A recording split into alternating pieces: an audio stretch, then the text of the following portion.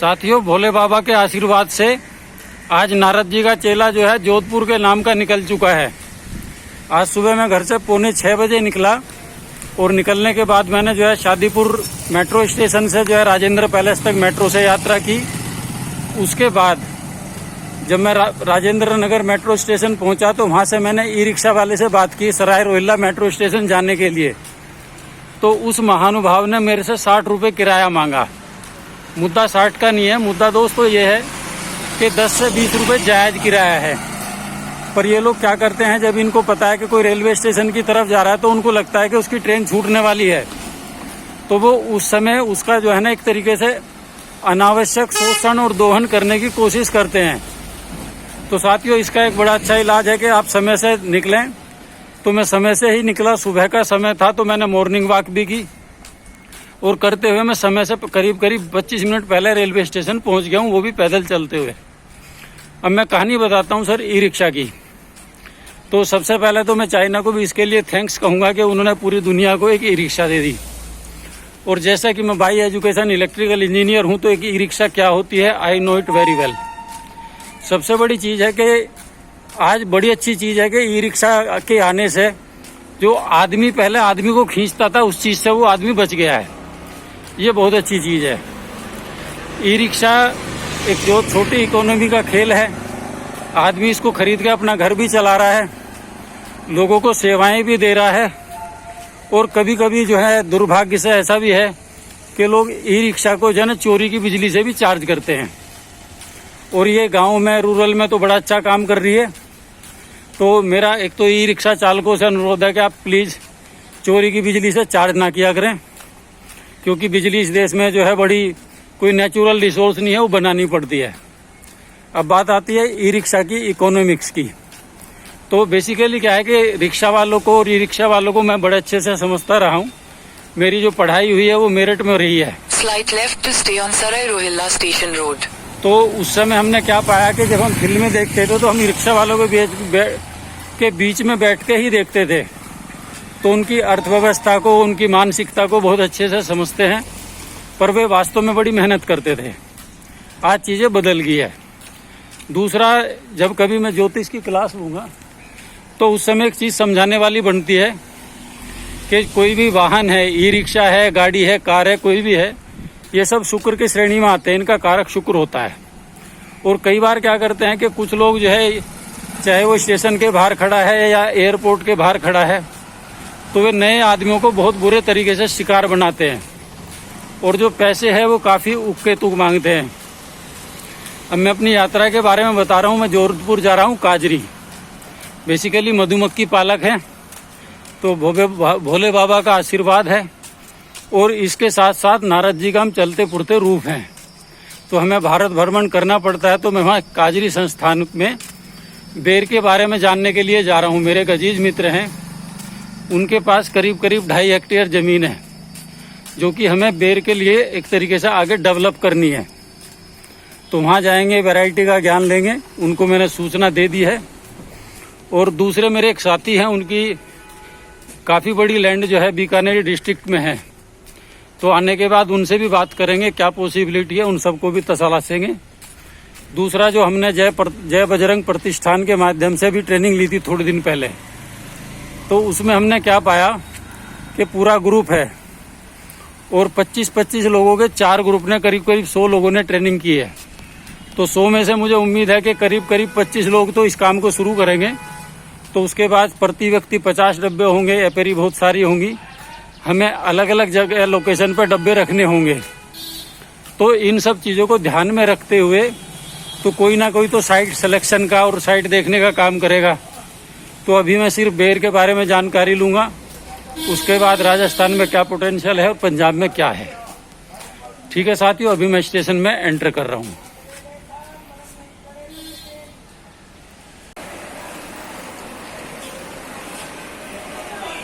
साथियों, हमने Sarai Rohilla railway station के अंदर प्रवेश कर लिया है और हमारी जो ट्रेन है वो प्लेटफॉर्म नंबर 4 से जाएगी। तो उसके लिए हम प्लेटफॉर्म नंबर 4 पर पहुंचते हैं।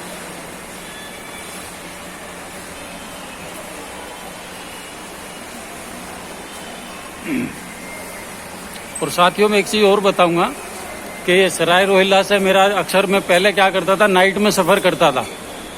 तो क्योंकि एक मधुमक्खी पालन एक नया काम मैंने अपने जीवन में लिया है, तो उसके बाद क्या है कि हमारे को जब यात्रा में देखना है कि भाई जो ज्योग्राफिकल टेरेन है वो कैसा है, बाहर पेड़ पौधे कैसे हैं और क्या स्थिति है, तो उन सब का, क्योंकि इसके लिए फिर मैंने अब जो है ना दिन में यात्रा करना शुरू किया है।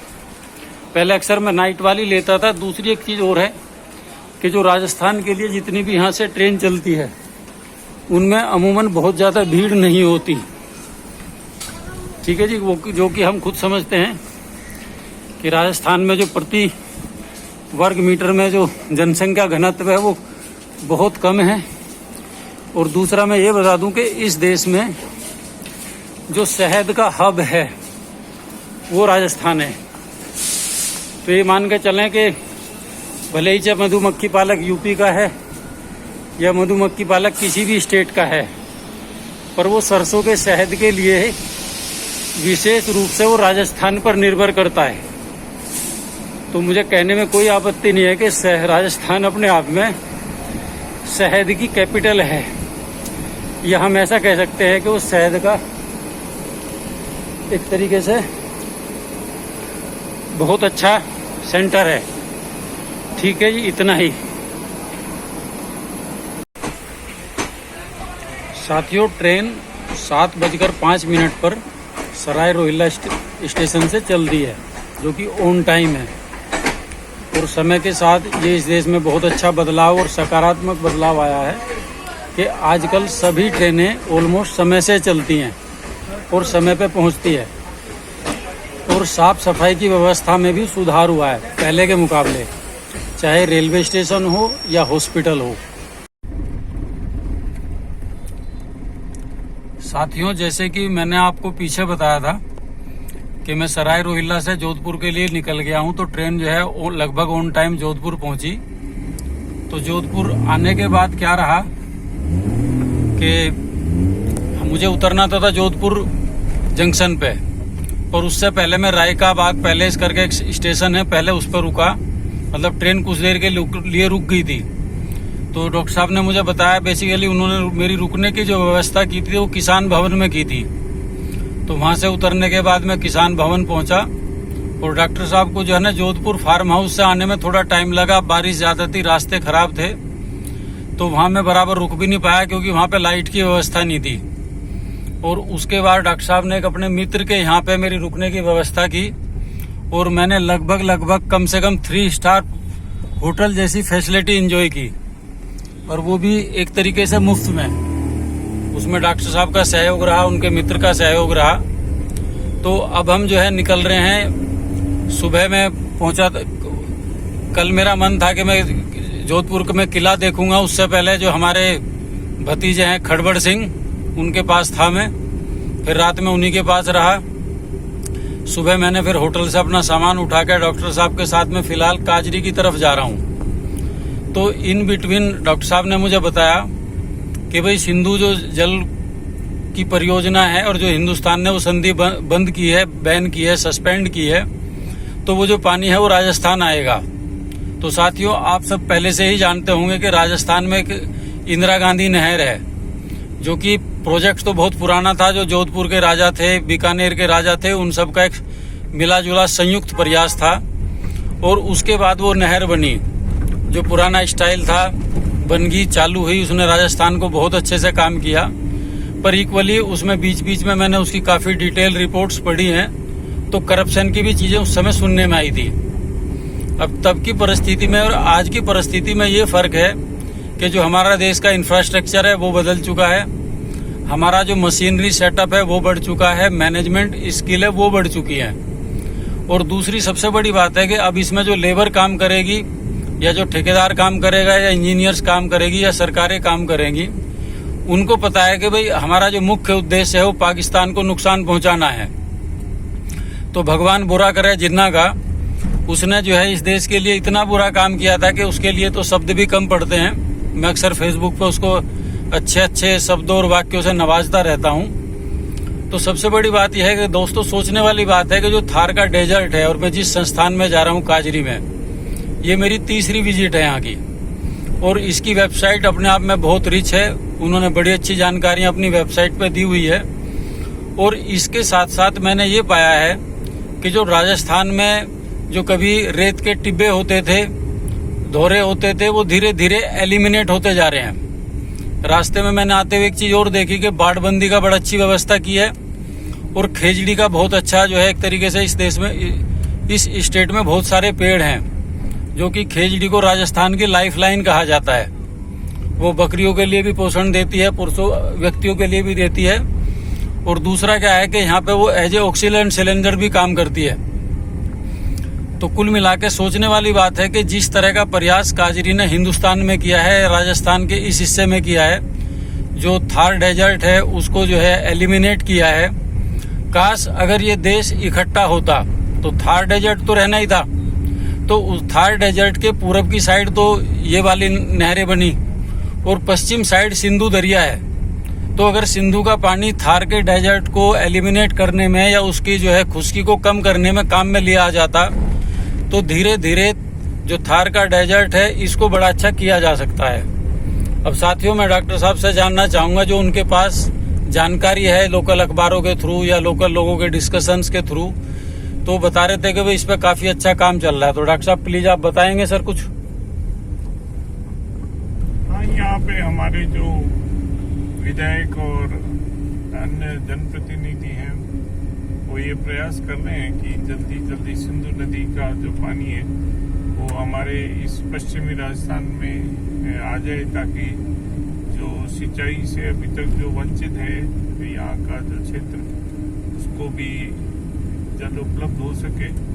और यदि इस क्षेत्र के अंदर यदि सिंधु नदी का जल आ गया तो यहाँ के किसान इतने मेहनती हैं और जमीन भी काफ़ी अच्छी है, जो है तो बहुत अच्छा ड्रास्टिक चेंज खेतीबाड़ी में यहाँ पे देखने को मिलेगा। तो हम उम्मीद कर रहे हैं कि जल्द से जल्द वो पानी हमारे यहाँ पे उपलब्ध हो पाएगा।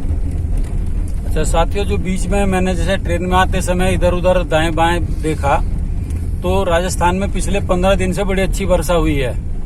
और मैं आपको बता दूं, मैं पिछले 20 साल से बराबर ऑब्जर्व कर रहा हूं कि राजस्थान में हर साल अच्छी बारिश होती है। अब भगवान जाने पहले कौन से दुर्वासा ऋषि का श्राप रहा कि ये क्षेत्र जो है डेजर्ट बन गया और बड़ी दिक्कतें आई। पर अब वरुण देवता वो हर साल इतना बरसात करते हैं क्योंकि पानी रेत है। और ताज्जुब मानेंगे कि राजस्थान के कुछ हिस्सों में तालाबों में मुझे तसल्ली से पानी भरा मिला। तो चीजें सुधर रही हैं और प्रकृति साथ दे रही है, प्लस साथ साथ जो यहाँ के मेहनतकश लोग हैं। और दूसरा मैं सबसे बड़ा श्रेय दूंगा काजरी को। और बीच में मैं अभी एक वेबसाइट स्टडी कर रहा था, central arid forest research institute, जो कि झांसी में है। तो उन्होंने बहुत अच्छा काम किया है और बुंदेलखंड के रीजन में बड़ा अच्छा काम किया है। तो अब जो एरिड जोन की जो स्थिति थी वो पहले के मुकाबले चीजों में बदलाव आ रहा है और बहुत सकारात्मक बदलाव आ रहा है। और जैसे मैंने एक चीज में और नोट किया कि बेसिकली नीम यहाँ का ऑक्सीजन सिलेंडर है। और जैसे कि मैं मधुमक्खी पालक हूँ और मुझे एक बात पता है भाई, नीम पोलिनेशन का बड़ा अच्छा काम, मधुमक्खी पोलिनेशन का बड़ा अच्छा काम करती है। तो मैं जब दिल्ली में भ्रमण कर रहा था तो मैंने जामुन के पेड़ की तरफ देखा, नीम के पेड़ की तरफ देखा, तो उनपे मुझे एक भी ऐसा वो नहीं लगा कि जहाँ फल बन सकता था वो बना। तो समझने वाली बात है कि दिल्ली के अंदर बड़ी एक ग्रीन कैपिटल है दुनिया की, और वहाँ पे मधुमक्खी है जो डोरसाटा अधिकतर पाई जाती है, जिसको मैं पूरी दुनिया की डॉन मधुमक्खी बोलता हूँ। तो उसने इतना अच्छा पोलिनेशन किया है कि नीम पे निबोली पर्याप्त है, जामुन पे, जमोए पे सब कुछ पर्याप्त है। पर मैंने राजस्थान में नोट किया कि यहाँ पे नीम पे इक्का दुक्का ही बहुत कम निबोलियां पाई जाती है। तो इसका मतलब यहाँ पे जो मई जून की अच्छे वाली गर्मी पड़ती है तो वहाँ पे पोलिनेशन का बराबर काम नहीं हो पाता। और साथियों, अब हम काजरी पहुंच गए हैं, बाकी मैं अगले पार्ट में बताऊंगा। Please, thank you. साथियों, काजरी में जो है हमने एडमिशन लेने के बाद और वहाँ से करीब करीब मुझे 3 किलोमीटर की यात्रा करनी पड़ी, और उसके बाद मैं पहुँचा हूँ कृषि विज्ञान केंद्र काजरी। तो केवी के काजरी के छात्रावास में जाने के बाद, किसान हॉस्टल में जाने के बाद मैंने स्नान किया, अपने आप को फ्रेश किया और अब मैं संबंधित अधिकारियों से मिलने के लिए जा रहा हूँ।